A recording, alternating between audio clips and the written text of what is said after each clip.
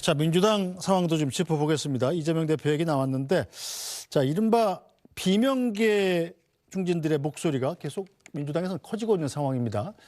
민주당에서 신삼김이라고 불리는 비명계 잠룡들이죠. 이재명 당대표를 향해서 당의 정체성을 강조하면서 쓴소리를 쏟아냈습니다.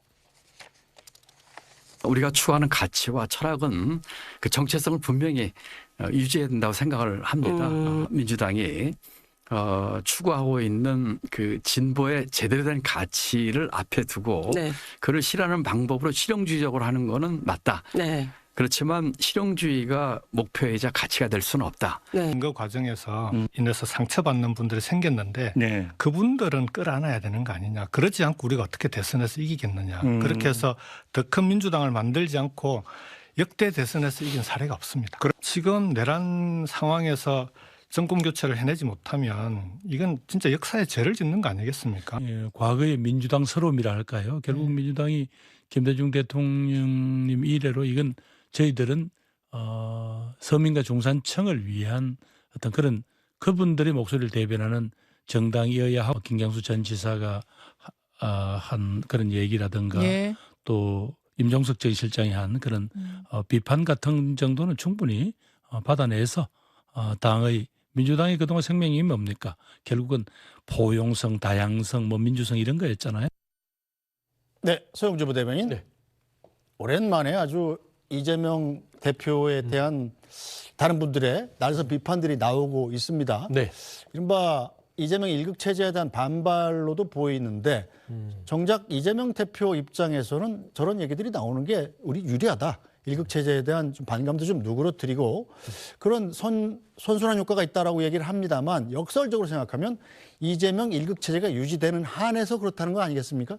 어떻게 보십니까? 뭐 여러 가지 시각이 있을 것 같아요. 근데 이제 조금 더 넓게 봐서 민주당이라는 공당, 뭐 국민의힘도 마찬가지일 것인데 하나의 어떤 목소리와 하나의 지도 체제 안에서 움직이는 공당은 건강하지 못하는 거는 자명한 일일 겁니다. 그러니까 다양성에 대한 얘기인 거예요.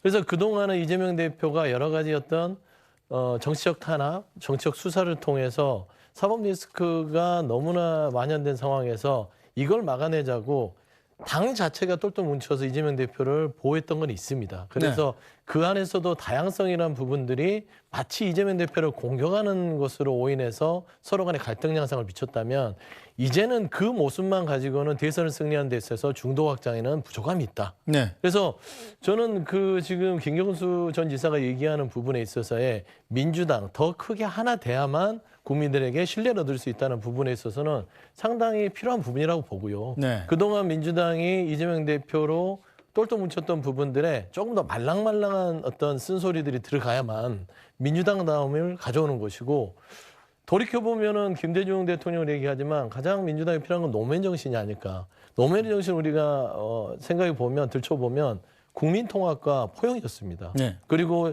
실용, 중도 실용에 대한 것들을 노무현 당시 전 대통령이 굉장히 많이 얘기했었죠. 대연정 같은 경우도 마찬가지입니다. 물론 집회를 했지만. 네. 그래서 이런 정도의 어떤 확장성을 가져야만 이 내란의 사태에서 민주당이 더욱더 신뢰를 얻어서 확고한 정권 교체를 이룰 수 있다라는 이야기이기 때문에 네. 이재명 대표 입장에서는 원래 약은 입에 써요. 예, 달콤한 약은 없습니다. 그래서 쓴 약을 잘 받아서 이제 먹게 되면 네. 결국에는 본인에게도 스스로 당내에서 입지뿐만 아니라 확장성이 배가 될 것이다 라고 좀 보입니다. 알겠습니다. 오늘 정치여담야담 여기서 모두 마무리하죠. 소영주 전 더불어민주당 상근부 대변인, 김기영 국민의힘 대변인, 또 최선원 노수련, 신정원 기자 네 분 고생하셨습니다. 네, 뉴스브리핑은 잠시 뒤에 돌아오겠습니다.